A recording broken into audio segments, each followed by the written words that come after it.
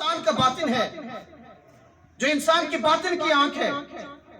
अब उस इंसान के जो बातिन की आंख है, उसकी जो देखने की पावर है, उसकी जो देखने की ताकत है, उसको बसीरत कहते हैं, जिसके बारे में हजूर नबी पाक सल्लल्लाहु अलैहि वसल्लम ने इरशाद फरमाया, इत्तकू फरासतल मोमिन फइन्नहु यंज़ुरु बिनूरिल्लाहि ताला, कि मोमिन की देखने की ताकत से डरो, क्योंकि वो अल्लाह के नूर से देखता है, वो अल्लाह के नूर से देखते हैं। अब ये किसकी बात हो रही है?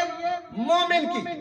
यानी जो मोमिन अल्लाह तबारक व तआला के अहकामात की पासदारी करते हुए अपने जाहिर और अपने बातिन को पाक कर लेता है, अल्लाह तबारक व तआला उसको नूरे बसीरत अता फरमाते हैं।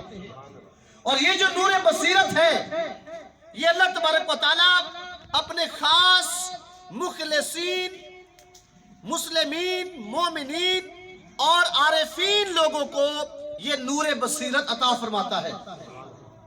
और इन्हीं लोगों को जब नूरे बसीरत नसीब होता है, तो इसी के बारे में अल्लाह तबारक व तआला ने इस बात की तस्दीक फरमाते हुए फरमाया कि ये जो जिन लोगों को नूरे बसीरत नसीब होता है, अल्लाह ने फरमाया ये मेरे खास बंदे हैं, ये मेरे महबूब बंदे हैं, और जिस रास्ते पे ये चल रहे होते हैं, ये मेरा खास रास्ता है, ये मेरा सिरात मुस्तकीम वाला रास्ता है।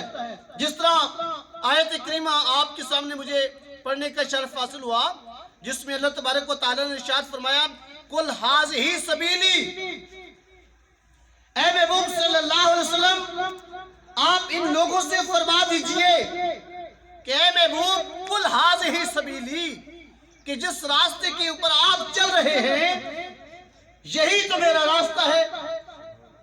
अब उस रास्ते का मेरा आगे काम क्या है, जिम्मेदारी क्या है, ड्यूटी क्या है, उस रास्ते पे करना क्या है? फरमाया